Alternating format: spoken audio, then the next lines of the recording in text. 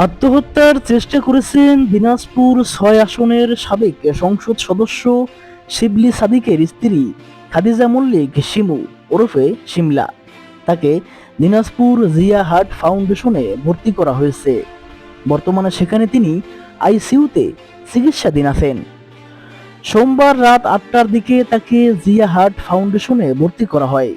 এর আগে বিকেলে হাকিমপুর উপজেলা শহরে বাবার বাড়িতে মাত্র অতিরিক্ত ঘুমের ওষুধ খেয়ে অসুস্থ হয়ে পড়েন তিনি।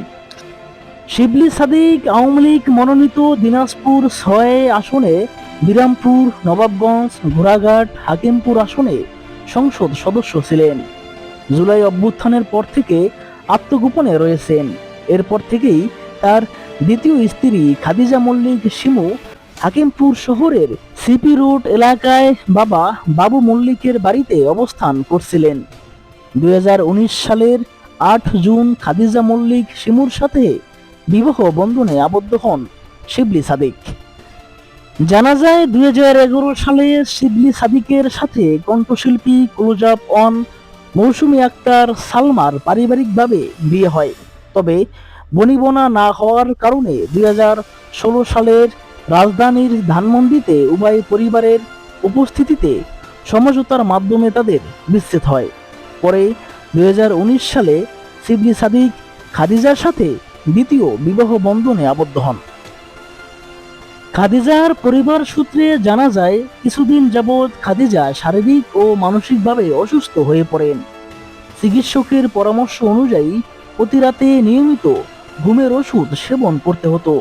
তবে আজকে মাত্রা অতিরিক্ত ওষুধ সেবন করে অসুস্থ হয়ে পড়েন।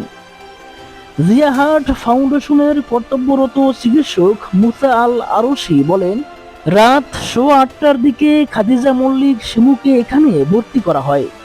বর্তমানে তাকে নিবিড় পরিচর্যায় রেখে চিকিৎসা চলছে। তিনি স্টেবল পর্যায়ে আছেন। সামাজিক যোগাযোগ মাধ্যম ফেসবুকে খাদিজা মল্লিক শিমু তার খাদিজা শিমু পেজে লিখেছেন, আমি যথেষ্ট স্ট্রং ছিলাম। আল্লাহর প্রতি আমার অনেক ভরসা রয়েছে, কিন্তু এই মুহূর্তে বিশ্রামের প্রয়োজন। দীর্ঘ ৭ বছর ধরে আমার সাথে হওয়া অন্যায় জুলুম আমি আর নিতে পারছি না। এই জীবন এভাবে চলতে পারে না। বিয়ের ২-৩ মাস পর থেকে এসব সহ্য করতে করতে আজ আমি বড়ই ক্লান্ত। আমি শান্তিতে ঘুমাতে চাই। ফেসবুকে কয়েকজনের নাম উল্লেখ করে তিনি লিখেছেন, আমি যদি হেরেও যাই, তোমরা তো আছো, তোমরা সব জানো, সব প্রমাণ তোমাদের কাছে আছে। তোমরা শিবলি সাদিককে ছেড়ে দিও না। আমার সাথে হওয়া অন্যায় আমি আর মানতে পারছি না। কেউ যদি আমাকে ভালো না বাসে, আমি সেই ধরনের মেয়েই না যে তার কাছে ভালোবাসা ভিক্ষা চাইব। কিন্তু আমার ৭ বছরের রিপোর্টকে শিবলি বলে আমি মন থেকে করিনি, আর যা করেছি এটা আমার দায়িত্ব।